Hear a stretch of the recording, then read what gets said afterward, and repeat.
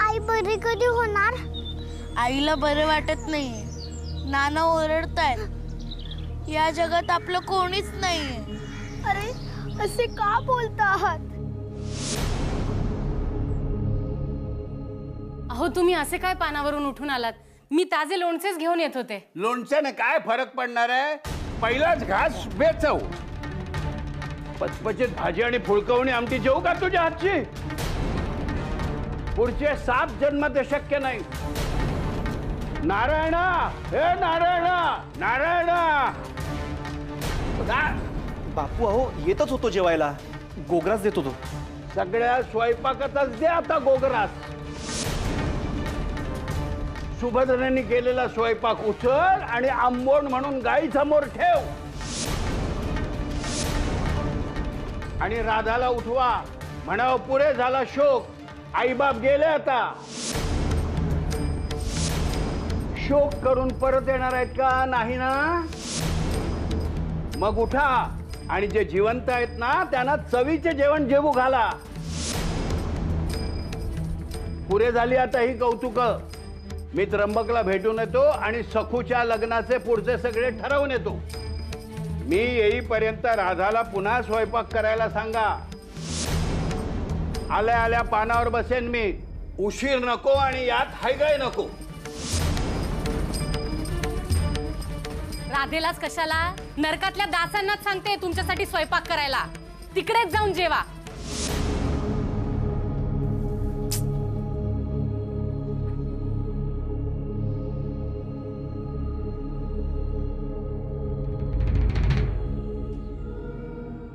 राधे, राधे, चल उठ बाई, उठ उठ आणि माझ्या नवऱ्याला गिळायला घाल. तुझ्या जीवापेक्षा त्याच्या जिभेचे चोचले महत्वाचे. चल उठ.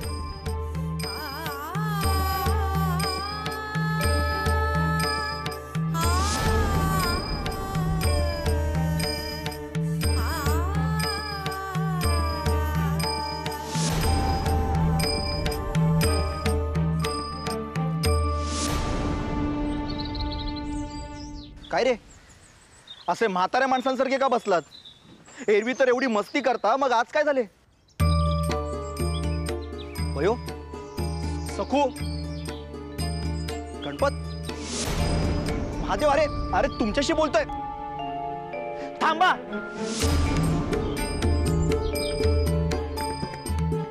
काय चाललंय? हा, एक मेंढरू खड्ड्यात उडी मारते म्हटल्यावर चालली सगळी मेंढरं तिच्या मागे. अति झाले तुमचे. लहान आहात तर लहान मुलांसारखेच वागा.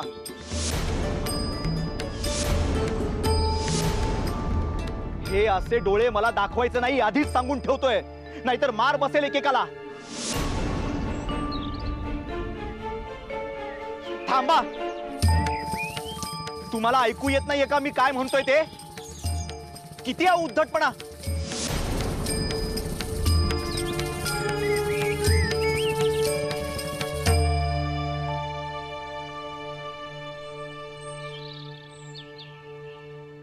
चल सखू. थांब. ही हिम्मत.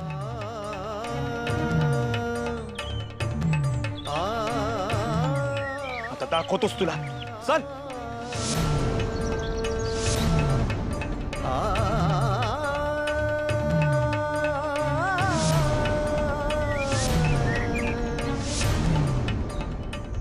चल तुला चांगलीच अद्दल घडवतो.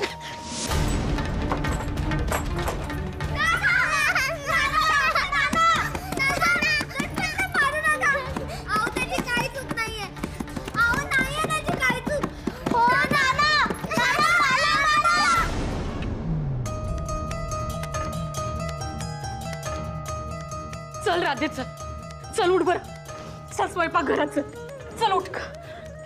चल, सगळा स्वयंपाक केलाय मी. अगं पण तो जात नाहीये ना यांच्या घशाखाली. सुगरण नाहीये मी तुझ्यासारखी, पण खरेच टाकून द्यावे इतके वाईट नाही हो रांधत मी. मी केलेला सगळा स्वयंपाक गाईंना खायला घातला. तू नव्याने कर सारे. चल चल बरं.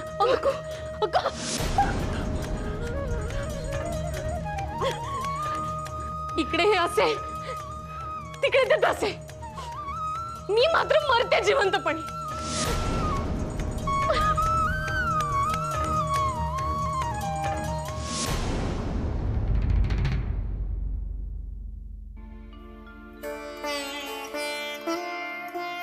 आई, अगं अशी गप्प गप्प काय झालंय?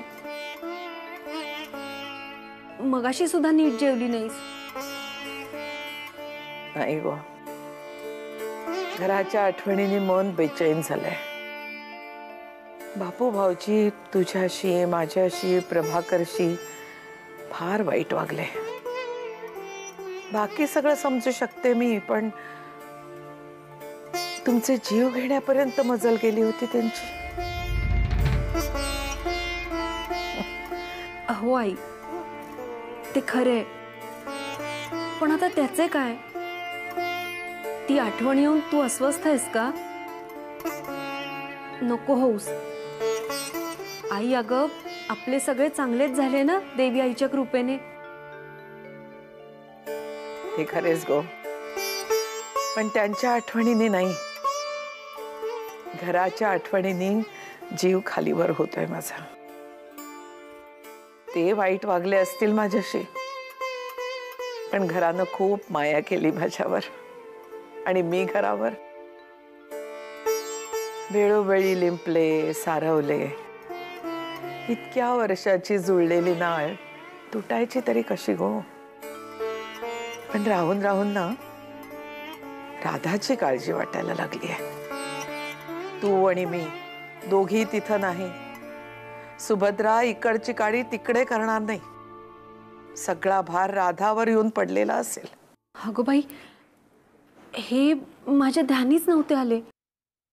नर्मदे, नर्मदे, आई, एक चांगली बातमी आहे. विष्णुपंतांच्या शिफारशीमुळे एका बागेच्या रखवालीचे काम मिळाले आहे. अगो बाई, पहिले 15 दिवस सकाळी 7 ते सायंकाळी 7 पर्यंत रखवाली करायची आणि पुढचे 15 दिवस सायंकाळी 7 ते सकाळी 7 पर्यंत रखवाली करायची. वा, चांगलेच झाले म्हणायचे. आपल्या घरी हिशेबाचे काम करीत असे तर तेही काम मिळते का पहा असे सांगून ठेवले आहे. माझ्याच्याने जेवढी कामे होतील तेवढी कामे करणार आहे मी. संसारासाठी साठवणी हवीच. नर्मदे, तुलाही हातभार लावायला हवा हो. प्रभाकरनी एवढी गोड बातमी आणली आहे. गुळ खुबरे ठेव देवासमोर. आणि हो, उद्यापासून सावित्रीबाई फुलेंच्या मुलींच्या शाळेत जायचंय, लक्षात आहे ना? हो आई, आता नवे जीवन खऱ्या अर्थाने सुरू झाले. हो होय. सदा मला तुझ्याशी महत्त्वाचं बोलायचं आहे. बोला ना. सुशीला आणि नानूबद्दल. काय केलं नानूने? अहो पण काका सांगा तर. बस, मी काय बोलतो ते आधी नीट ऐक.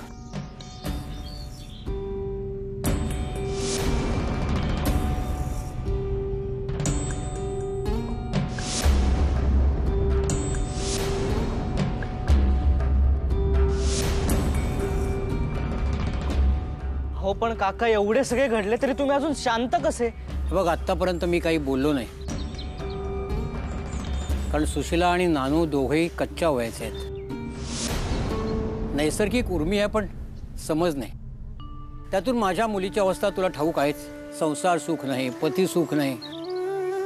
नवऱ्यानं दुसरं लग्न केल्यामुळे आयुष्यात कसलीच आशा उरलेली नाही. या सगळ्याचा तुम्हाला किती त्रास होत असेल हे मी समजू शकतो काका. मी नानूला चांगला सरळच करतो, झोडपूनच काढतो त्याला. थांब, असं काही करू नकोस. अरे तुझ्या घरी हे कळलं तर अनर्थ होईल. त्यातून त्र्यंबकचा स्वभाव तुला ठाऊक आहेच. होत्याचं नव्हतं होऊन जाईल. पण माझं मत मात्र तुला निश्चित कळेल. म्हणून मला तुला एक विनंती करायची आहे. अहो असं काय म्हणताय? बोला ना. हे बघ, नानू आणि सुशीलेची मैत्री असू दे, हे जग रहाटीच्या विरुद्ध आहे, पण निसर्गाला धरू नये. काका? हो, त्यातून तिला नवऱ्याने टाकल्यापासून बिचारी मरणाची वाट बघते. किती आजारी असायची माहिती आहे ना तुला? पण नानू भेटल्यापासून तिला जणू काही जीवदान मिळालं नाही. तिच्या चेहऱ्यावर किती आनंद दिसतोय पाहिलास ना. तिचा आजारही दूर पळून गेलाय. मला समजत होतं, मला माहित होतं मी घरी नसलो की नानू तिला येऊन भेटायचा, पण मी दुर्लक्ष केलं. वाटलं जगू द्यावेत 4 क्षण आनंदाचे माझ्या मुलीला. काका, अरे अरे काय करतोयस? काका, तुमचे विचार काळाच्या खूप पुढचे आहेत. तुम्ही काळजी करू नका. तुम्हाला नवमतवाद्यांचे सहकार्य हवे असेल तर मी करीन तुमची मदत. मी आहे तुमच्या बरोबर.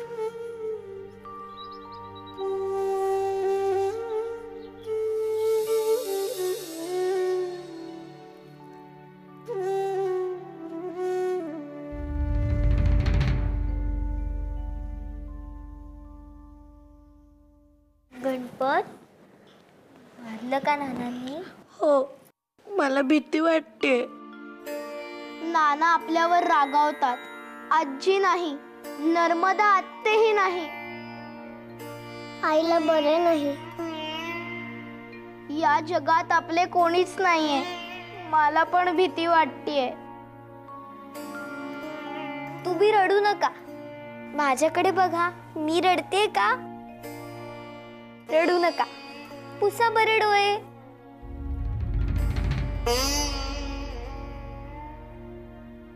तुम्हाला माहितीये का, मोठी आजी म्हणते आपल्या डोळ्यातले अश्रू मौल्यवान असतात, म्हणून ते जपून ठेवावे, वाया घालवू नये. कधी कधी रडल्यावर बरे वाटते, हलके वाटते.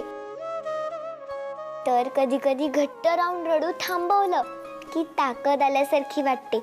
होय ना? हो. मग आता इथून पुढे आपण रडायचं नाही. आपल्याला कोणी रडके म्हटले तर आवडेल का? नाही ना? नाही. मग आनंदात राहायचं. नाना हसतात तेव्हा आपल्याला छान वाटतं की नाही? हो. तसे आपण हसलो की सगळ्यांना छान वाटेल. आणि आई म्हणते वास्तू तथास्तु म्हणते. मग आपण आनंदात हसत राहिलो तर घरात पण आनंद राहील. मग आता हसा बघू.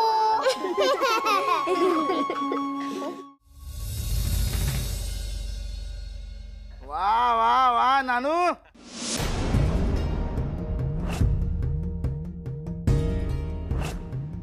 गोठ्याचे छप्पर चांगलेच करून घेतलेस, ते न सांगता. काम कसं असं हवं काय? शाबास. हळू. भाऊ, ऐकलंस का सदा? आज नानून गोठ्याचं छप्पर आपणून करून घेतलंय. बघ बघ, शिक जरा काहीतरी त्याच्याकडून. काय भाऊ, ये तुझेही डोके मी करून देतो. नाही, वसुली न करताच आलायस म्हणे.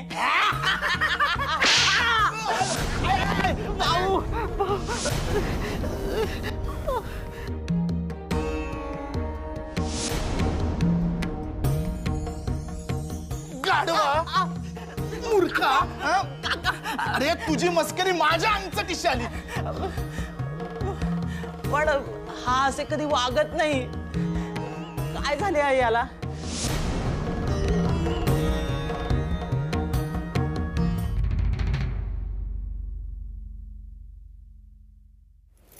नाना,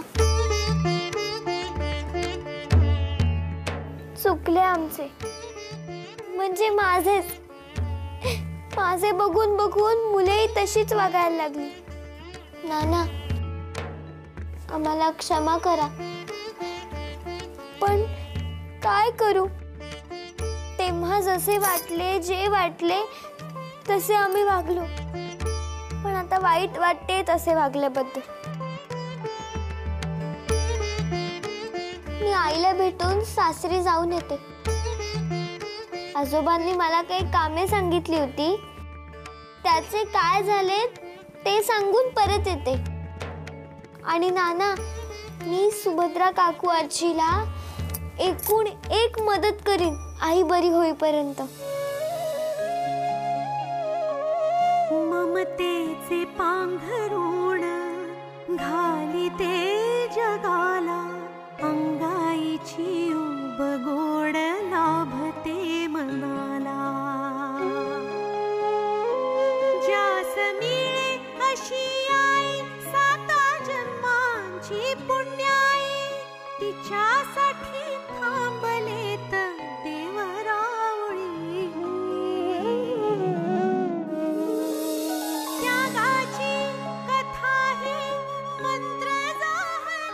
अरे काय हे पुन्हा उदास बसलात? समजावलंय ना मी तुम्हाला. अगं पण आईला बरे नाहीये. काहीही झाले नाहीये आईला. आपल्याला येतोच कधी कधी असा ताप. सर्दी पडसे होतेच आपल्याला. कोणी ओरडले, रागावले, मनाला काही टोचले तर निजून राहावेसे वाटते. थोडी झोप मिळाली की बरेही वाटते, हो की नाही? हो. तसेच आईलाही थोडी विश्रांती मिळाली की तिला बरे वाटेल.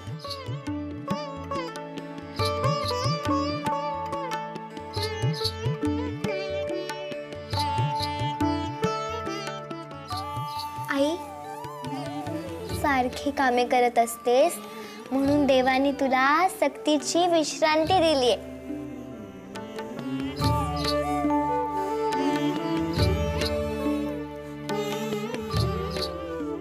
रडू नको ना आई. तुझ्या आईची आठवण येते ना तुला. आजी कुठेही गेली नाहीये, ती आपल्या जवळच आहे. आई तूच म्हणतेस ना, माणूस देवबाप्पाकडे जातो तेव्हा देवबाप्पाप्रमाणे तोही आपल्या मनात येऊन राहतो.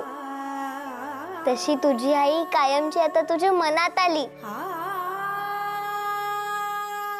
तुला पाहिजे तेव्हा तू तिला भेटू शकतेस. मग मनातल्या मनात तू सारे काही बोल तिच्याशी.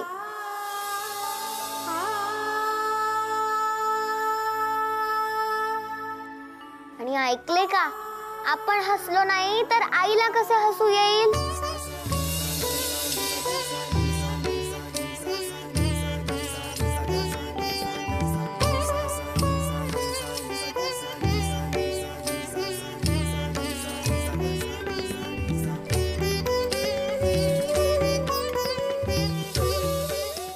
हा असा हिशोब आहे सगळा.